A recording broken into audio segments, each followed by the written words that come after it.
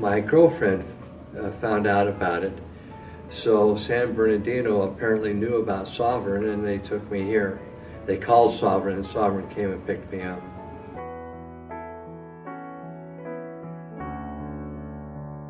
Yeah, what brought me into treatment was I was suffering from severe depression and anxiety, and I had been suffering for about 2 years, 2.5 years, and it was so severe that I wasn't working. I was just at home, barely functioning.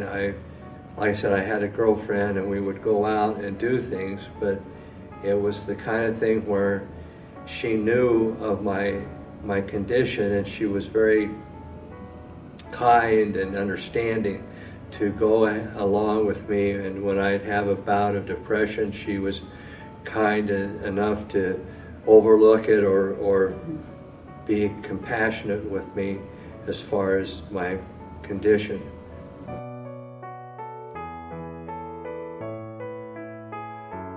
I was impressed with the thoroughness of everyone, the thoroughness of the intake, and the thoroughness of the Dr. Cervantes. She spent over an hour with me getting information, and that's the most time anyone spent with me getting information about my condition, about how I felt, what I was thinking, what I was feeling.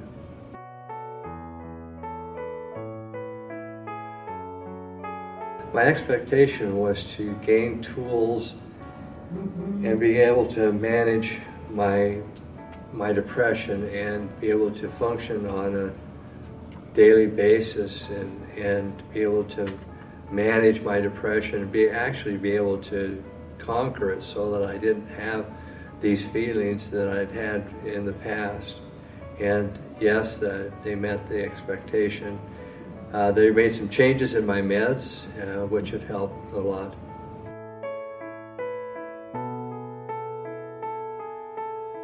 It was interesting. There was a lot of diversity in the personalities, and I'm a pretty calm guy, pretty laid back. It was comfortable and easygoing.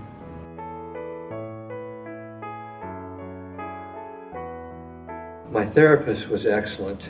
It was Miriam, and she, again, was very thorough in her assessment and taking time to talk to me, and very knowledgeable. She, again, cut right to the chase and got into what I needed to do to deal with my depression.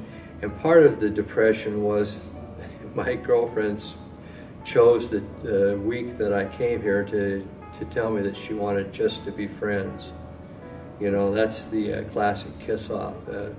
Why don't we just be friends? And that was a bit of a blow to me. And so Miriam was very good at giving me tools to address that and to deal with it.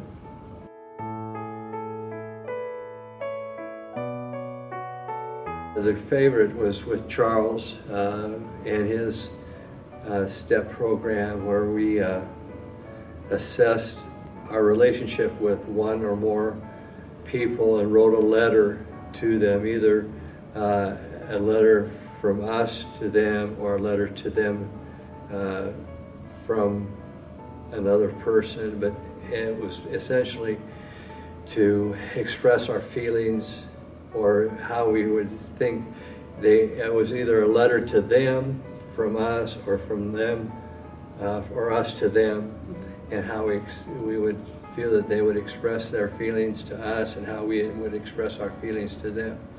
And it got emotional, and it was great to see these guys cry, and then we instigated a hug. We all would come up and give the guy a hug, and it was pretty awesome to see guys break down and break the barrier down and hug and be compassionate and show a little emotion.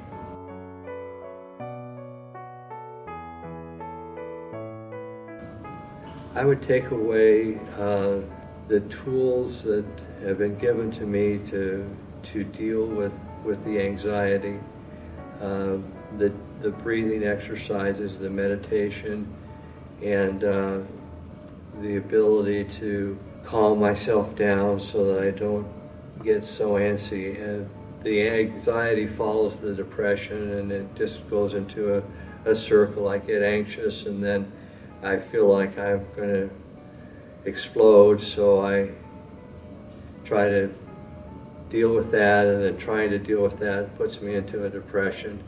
So the tools to deal with anxiety are probably the best thing that I got out of this.